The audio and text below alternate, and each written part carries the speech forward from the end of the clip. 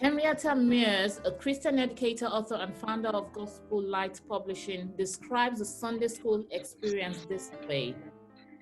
She said, "First, I learned to love my teacher, then my teacher's God." It's fine. It's fine. I agree 100% because in the sense, the second part, even physical teachers, we know that as a student, some of us were back. When you have a subject you don't like or a teacher you don't like, you struggle to pay attention in their classes. Now, learning to like or love your teacher or enjoy the class is a good incentive or a good prerequisite to studying or learning something or understanding something. So if we learn to love God or even our physical Sunday school or children church teachers, you agree. I mean, all the other teachers will agree with me that some children probably they run away from certain teachers, like, oh, auntie is going to tell me off, auntie is going to. But if you enjoy the class or you like your teachers, you are relaxed, you want to learn. You know, when they say that some people are beautiful at the feet of those that bring good news, there are some times when some people are showing the gospel to other people and there's nothing that reflects that what they are preaching in them. You struggle to understand, or somebody is telling you be a believer, don't fight, and then the next thing you see them arguing and shouting in the streets, and you be like, okay, so what are you teaching me? But if you learn to love your teacher, you look at the teacher as an example, as a role model, then you like the God your teacher is serving, you want to know more about it. So I think I agree with that 100%. Yes. That hits the nail on the head. That is it. Be who you want them to emulate. So first of all, children, like all of us, even as adults, what we see first is what determines what we don't see. So the first thing you see is, oh, there's a teacher here, especially for children. You can't tell children about faith yet because they don't even understand what you're talking about, of the invisible. They can only see you, oh, this person is nice and tells us about Jesus. So if this person tells about Jesus and she has Jesus in her heart, then I would like to know that Jesus. That is how it works. But this is Jesus, but I am a different person. I'm not Jesus. So just look unto Jesus, the author and finisher of it. You can't tell that with children. They need to see it in you first before they will, go by whatever it is you tell them. So children need to see in us as Sunday school teachers being a role model for them to listen to and to follow. Then they will want to know that God you're talking about. They want to know more about that God that makes you keep calm even in the midst of distress, that God that makes you not to shout when you even feel like shouting. Want to know that God that shows them love. I mean, you show them love as a teacher. They want to know that God that makes you to show them love. So what we do, what we say, how we interact with them really goes a long way to make them want to know God or not want to know God. So what and why of teachers training? Why do we need this training? Number one, the Bible is the only textbook we are going to be using as Sunday school teachers. So Bible being the only textbook, that means there's a lot to teach the children from the Bible. Even till thy kingdom come, we can never exhaust the Bible. Even if we read the Bible every year, like some of us do, if you read the Bible from Genesis to Revelation every year, read it for 10 years, every year or every time you see something new, is words are new every morning. So teaching children that you as a teacher should be able to, whatever you tell them, whatever ideas, whatever you teach them should be from the Bible. If it's not from the Bible, then it's no longer Sunday school. It's something else. Yes. Okay, 2 Timothy chapter 3, verses 16 to 17.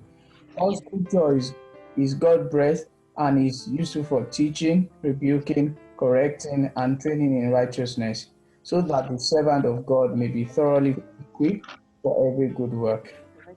for instruction in righteousness. So whatever it is we're going to teach the children has to be Bible-based.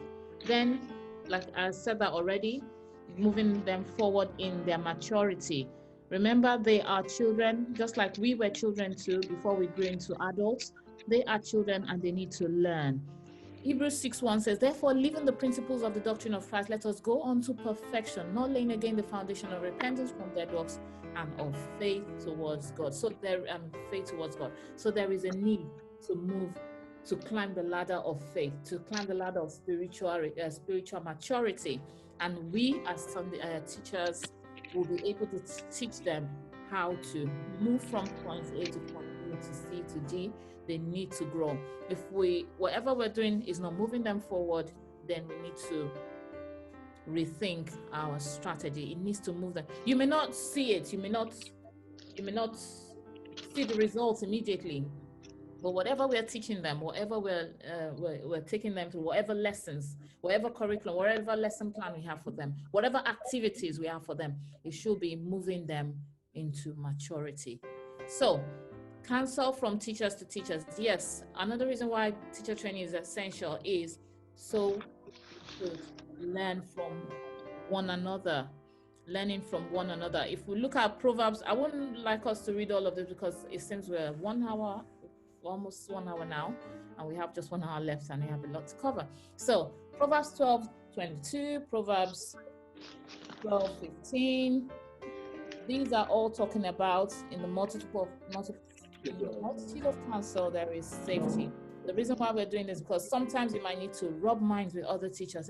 How do you deal with a child who is not just getting involved in class? Or how do you deal with someone who is asking too many questions?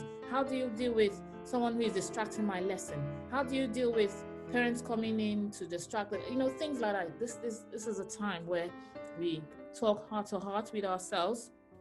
So Proverbs 12:15 says, the way of a fool is right in his own eyes, but he that hearkeneth unto counsel is wise. This is a time for us to sharpen ourselves, iron sharpeneth iron, so that we can learn from one another and use those skills we learn in our different classrooms. And also, we need this to embody Christ in the classroom. We need to be a role model to them. We need to, there's some attitudes you need to curb from children. They may not know that it's wrong. They may even say some words that are not right. That's the time for us to, embody Christ and let them see how Christ will behave in this situation. Let us model our faith before them. Have a relationship with the children. And when I say relationship, a spiritual relationship with them. A relationship where they'll be able to tell you things, where they'll be able to ask you any questions. They won't see you as a wall. I mustn't say this, I mustn't do that, I mustn't ask this. Because they're children, they're learning. Children learn in different ways. We should have that relationship with children that even when a child asks you a particular question, you look at it that this is a child asking me this question, not an adult. If it was an adult, you say, oh, that adult knows what it's doing. That's why he's asking that. But see them as children that want to learn. Let us develop a relationship with our children in our classrooms. And then praying with and for children. I can't emphasize that. I can't overemphasize that we always need to pray with the children and pray for the children in our homes. When you know all of your children, you know them by name, put them before God. They need that prayer. If nobody else is praying for them in their homes, in their families, if nobody else remembers them, pray, be the one to remember them in prayer, and that shows how you care. Apostle Paul was a good example or a model of a good Sunday school teacher. And if I won't go through that because of our time, 1 Thessalonians 2:7, you can write that down. 1 Thessalonians 2:17 all the way to Thessalonians 3:13. This was how Paul discipled his followers, the disciples of Christ. So this was how he was able to impart things to them to make them grow. Now, before we go for that, government guidelines. We know we are in a country where there's so many guidelines, there's so many rules. Oh, my laptop needs battery. There's so many government guidelines. I want us to discuss now, what are the government guidelines you think everyone needs to know about? While we are brainstorming, I'll give us 1 minute to brainstorm. What are those government guidelines in this country? I'm not talking about Nigeria now. I'm not talking about US in the United States. I'm talking about United Kingdom. What are those government guidelines on health and safety? 1 minute. So are we considering guidelines as we have them in this COVID-19 season or before COVID-19? We will say before and after and during. Everything. Just what is the current situation? What was the past situation? What used to be allowed and is no more allowed? Let's discuss. It's just a time to discuss, really. It will help some, because some of us might not know some of the things we need to adhere to. Yes, what are those guidelines on health and safety, especially with children? Is issue on safeguarding policies for children. Yeah, safeguarding policies. Yes, can you mention one of them? Protecting children from any form of abuse, any various type of abuse might be experiencing, and there are some key ways in which we can be able to identify or be able to notice without even them telling us, and initiate a kind of a conversation to find out more and things like that. And make sure it's recorded, reported, discussed with the team leader for safeguarding and things like that. Yes, I will say, let's stick to government guidelines and consult your your safeguarding person for your church when you have a concern about any child. And we know abuse could be in various forms: emotional, verbal, what others? Sexual, what others? Physical. What other forms of abuse? Yeah. Physical, psychological, institutional, financial. Yes, financial from a child. People could ask a child to go and take money from their parents to give them this to, so no one is exempted. Adults and children, there's so many safeguarding things. So we should know what they are. We should always, in our churches, less, even if it's 10-minute session of what the guidelines are, is there any change to it, and all of that, it will really help. So I won't go into the government ones because we've mentioned them, but I will talk about things we need to take note of as children teachers. Child protection policy, we should have a child protection policy for the church. Whatever churches have a protection policy, so that if for any reason you need to show anyone or the government or anything, you have something in place and everyone can go along with that. Create a safe environment. Take note of sharp objects, sharp corners, trip hazards, electrical outlets in your environment, in the space where you're taking children. Also, you need toilet use guidelines. You need to, some who say, don't go alone to the toilet, or some will say, when you're going, let me know, let an adult know, or an adult will follow them to the front of the toilet while they go in. Or there are different ways, but make sure there is a guideline so that people don't just use the toilet anyhow, and then you start hearing of things in the news of what happens to people being molested and all of that. So make sure you have guidelines for how toilets needs to be, and stick to it. Prepare for emergencies. A child might be walking with scissors and then there's a cut. What do? You don't start panicking. Hey, blood. I don't like blood. I don't like slim blood. No, you need to prepare the Sunday school teachers what you need to do in case of emergency, or maybe a child just collapses in the class. You should have that somewhere in your policy of what to do, who to call, who is the first aid person, you should have a committee of personnel in your church that could attend to them, maybe nurses, medical, when it comes to medicals. Also, there's a first aid kit that should be available in churches for their health and safety. And remember to put latex gloves to handle bodily fluids. So I don't want to go into too much of details. And then we have parental consent you must have those for photography, for food allergies. When you're giving snacks, some people are not like this. There's so many allergies nowadays that I begin to wonder what's happening to the world. But yeah, there you go. So Matthew 10:16, that summarizes what's the health and safety, Matthew 10. So if you haven't got a policy in your church already, try to put one together, no matter how small it is. You could ask other churches for what their policies are. You can even go online, you will see examples of what you can use. So Matthew 10:16 says, "Behold, I send you forth as sheep in the midst of wolves. Be ye therefore wise as serpents and harmless as doves." As Sunday school teachers, we also want to be able to watch our backs, because hey, you are there as a volunteer doing all these things. Do you know that the devil is not happy with you doing that? The devil is ready to cause chaos, is ready to make sure children don't learn, because that is his aim. His aim is to steal the word, kill the word, destroy the word in their hearts, so that they become what he wants them to be and not what God wants them to be. So there's a battle. There's a battle in the spirit that you should be aware of. So we should be as wise as serpents and as gentle as doves. It could even come through the government policies. It could just come into your church now and say, "Oh, how come you're gathering children? Do you have this? Do you have that? Do you have all policies?" You should be prepared. So let's not give room to the enemy. All right, so classroom management. Before we talk about classroom management, is there anything you have ever thought of about how to manage your classroom?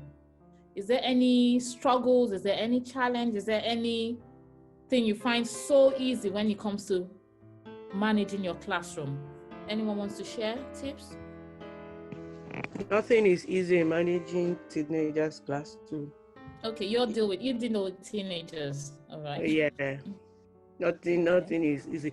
We have good children, don't get me wrong.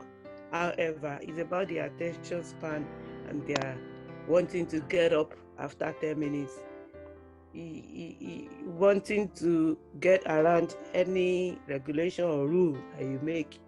Empty your bowel before, bladder before you come in. No, they still have to go. I don't know, but it gets better as time goes on, but it's not really all that hunky-dory, really. About classroom management. Yes. Yeah, I think I would say there are various ways or methods with which the class can be managed, depending on the people in the class at that particular time, and depending on the situation. Sometimes, like the person that spoke earlier said, that the attention span of the children. So it depends on if there are some children that like making noise. So there's a way you can treat each children maybe separately by asking them questions, and that is engaging them, asking them questions, so that what they were doing before, they relieve that this question or noise they were making, and engaging them. Then some could be like, sometimes in the class we look at them that, okay, they may be tired after 5 or 10 minutes, like their attention span is waning. We can say, okay, we give them a break, like 2 minutes break. Like from my own experience in our church, well, sometimes we have a period where we say, okay, it's a toilet break. During that toilet break, not all of them want to go to the toilet, but some few of them wants to go, and those ones will go, while the rest will just make some noise, and while some adults will take those ones to the toilets, and like that give them a little time to play, express themselves. Then after that, we come back again, and it's like they are starting afresh again. And sometimes we do like snacks break, and all these things are because we look at them, so, oh, they are not closing on time. These children, they may be tired now. What do we do? They are making noise. Okay, get some snacks. Then sometimes during the class teaching, because you mentioned about having an assistant, there's always a teacher in the front teaching, and there's another teacher behind that is ensuring that those that are making noise, those that are not paying attention, like just help them to be online. And sometimes they require some certain things, some items, maybe like pencil or pen, and the assistant helps in providing those things. Okay, thank you very much. Thank you. That was very helpful to know that you are very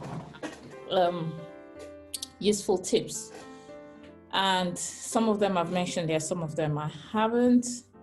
But the whole summary is have different ways of grouping children to enhance classroom management. You need to have a way of grouping the children in class. Some people have it already. Some people have, year one, you have a class, year two, you have a class, teenagers class, or Key Stage 1 class, or Key Stage 2 class, or you're saying you're grouping them together, year 1 and year 2 in one class, year 3 and 4 in one class. You should have groupings for the children, whichever way works for you, for your population, either by age or by class. Make sure you're grouping them. Get down to the eye level of your group to see how they see the space. So looking at a room from an adult's view, everything might look fine. But if you before the children come into the classroom, this is now when you're preparing your class, make sure maybe you just kneel down or something to the height of the children and see what they can see. Sometimes maybe something might be too far, they may not see it, or you might notice that, something is hidden away, or something is too high, or something is, so get down to their level, their height level, to see what they see and see if that is how you would like your class to be seen. Make sure it's clean, uncluttered class with bright posters, decorations, lightings, and anything to make the whole place beautiful or attractive to the children, that they will always want to come into the classroom or your classroom space. So make sure it's all clean and tidy and uncluttered to avoid trip hazards and all of that. Also, arrive early to set up. For you to manage your classroom properly, you need to arrive early. You can't arrive at the same time the children are arriving and you start looking for, where's the marker? Where's the coloring board? Where is this way? No, let them meet you there and then come in to meet you. So when they come in to meet you, you should be standing at the door. Well, you might agree, you might not agree, you might do this, you might not do, you might have already actually been doing this, but it depends on your space, it depends on what is available. Some people have very big spaces for classrooms where they can stand at the door and welcome a child into the room with a smile. You welcome them, you're welcome, and you call them by name. Children love it when you know their name, when you call their names. You're welcome, Deji, you're welcome. I like that bag you're carrying. It's so colorful. Give them compliments while you're standing at the door. It makes them, it's like preparing the day for them and what to expect. Even if they've been grumpy from home, coming to meet with you with a smile could change the mood. So make sure you're standing at the door and welcoming them, depending on how your church setting is. Some churches do worship with everybody, and then when it comes to a certain time, they move them to the children's church. Some just start away with children's church. Some, different things. People do different things, but do what works for you. Then keep track of attendance register. And the reason is, you want to be able to send postcards to children you haven't seen maybe for 2 weeks, 3 weeks. When you have the attendance register, it will get the alarm bell ringing. Why is this person not here? And you could give them a call, say, I didn't see you in class today. What happened? Are you all right? And they may actually not be fine. They may just be the only ones coming to church, and the parents don't come to church. So there's no way of knowing if they're fine or not fine. But when you keep attendance register, you'll be able to take note of that child that hasn't been in Sunday school for the past 1 month or 2 months. Also, it helps you to get their birthdays. Children love it when you celebrate them, when you recognize them. So keeping hold of their birthdays. It's someone's birthday today. Who can guess? It's so-so-bird's birthday today. Send them postcards, send them birthday cards. That would really help. Preparing for visitors or new students. We should be able to prepare for any new person joining. So when you have a proper classroom management plan, you won't be thrown out if you end up having someone new, because whatever it is you're going to do in the classroom you should also put in mind that, oh, if a new person is joining in, they want to be able to know what the rules are. They want to be able to know where the toilet is, where the bathroom is. They want to be able to know where they can sit, where they cannot sit, things like that. So always prepare for visitors or new students, and let's always think, what if a new person comes and what would I be doing? You don't want them just thrown into the deep end and trying to sort things out by themselves. Also, a display board for children's work. If you have a big space for the church, you can have a display board for them to display their work. They like seeing their work on the board. Oh, they could be going past the corridor and saying, "Mom, that was my work." It gives them a sense of pride. They are happy with it when they are being celebrated. So when they do something extraordinary, you want to be able to put their work on the board, even if you feel it's not extraordinary. But having a board to stick all their coloring, their weekly, it helps to engage them. That's part of good classroom management. Now, going over to balancing authority and responsibility. Let's look at this graph here. This pictures here. It says, it is best to keep things balanced. In the case of teaching, if a teacher is asked to be in charge of a classroom, that teacher should be allowed to make some of the decisions regarding the class. So we can see R is a responsibility. The blue one is R, where there is equal responsibility and accountability.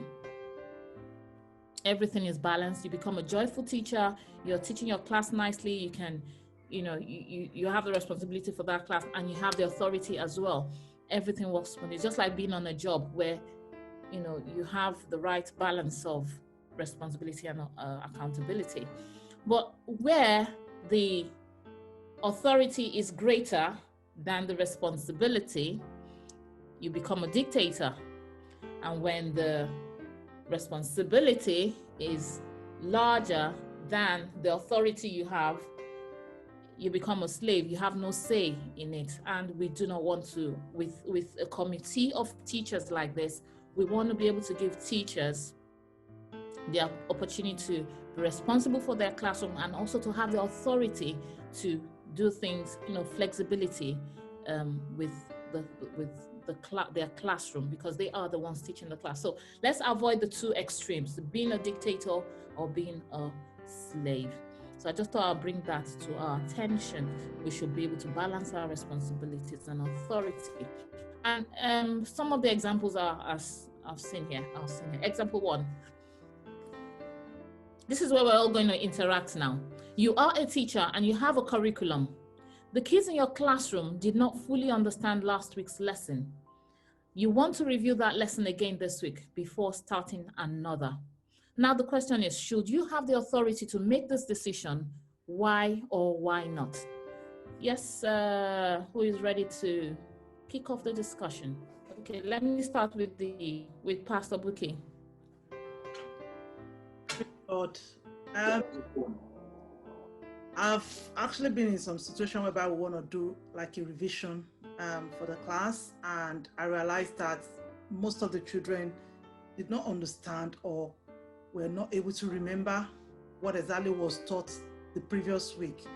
In the past, what I've done is this. I've actually asked the teacher, maybe the teacher in class with me, to say like, should we just repeat last week's question just to make sure that they have an understanding? And we agree with that, and we just get that done, repeat the class lesson straight away. And so that has actually been my experience so far. Or sometimes what we've done, or what I've suggested in class for us to do sometime, is do a kind of a revision. Then if it is like, if the lesson are in series, we do like a kind of recap back again for the whole lesson. Like currently online, we've been teaching about the parable of Jesus, and some parable classes, we've actually repeated it just because we realized that the children did not understand. So I remember speaking to one of the other teachers that usually take the class most of the time with myself, and we just thought, oh, when I was doing revision for this during my last lesson, I realized they don't understand. Maybe we should bring that up in the next lesson and make it a kind of a proper teaching and an explanation. So it's all about having a discussion with, one another as a team. So it's about making the children, helping them to understand the Bible. It's not about just following curriculum or following a laid down, lessons or planned lesson. Yeah, true. Thank you very much. Pastor Paul Ayokune. Oh, okay. Yeah, I think I agree with what Pastor Olusoga just said. I think the goal of teaching is for understanding to be achieved, right? So if a lesson has been taught, and we said the other time that one of the things we should try and do is to go from the known to the unknown. So if you are trying to get a lesson across this week and not understood the foundation, which is the last week lesson, there is no point starting the new lesson, because at the end of the day, we end up 2 lessons that they have not understood. So I think it's the teacher should be able to have the authority to say, okay, why did you design the curriculum in the first place? Is to get a particular thought and lesson to them. If the curriculum is not having an effect because they have not understood a part of the curriculum, then the teacher should be able to say, let's stop it, let's revisit this, let them understand it before we move on. So I think the teacher should have the authority to make decisions and force understanding. Yes, thank you. So yes, you're both right. You should have the authority to do that. But if you are in a team of teachers, usually, I don't know how it works in yours, but if you have to, for there are different ways of looking at it. If you have just one class for everyone, then you may not need to consult anyone. You just carry on, repeat the lesson. But if you are in a situation where you have a theme or a curriculum for the whole Sunday school, all the teachers, maybe you have like 6 classes, and you're thinking, they will be ahead in that class, but my ones don't understand. Do I carry on? Because that means our class will be falling behind. Things like that, you want to jog in your mind how you deal with that, and that's where it comes in. Make sure you discuss in your Sunday school. You will get the feedback from the children even before the end of the lesson. Be able to know if they've got the lesson right, if they understood it or not, and you'll be able to bring it up in your teachers' meeting to say, this particular lesson wasn't understood by my class. Do we think we need to reteach it in this way before, so that one class is not behind, the other class is ahead, and you're not following the same, you're not on the same page. So you want to be able to have that authority to make that decision if you're in a team. But if it's just one class for all the children, then it makes it even easier. You can always take that decision. So another example. Example 2 is, you are the supervisor and a teacher keeps falling behind in the curriculum. You have both authority and responsibilities. What are these, and what are you going to do about them?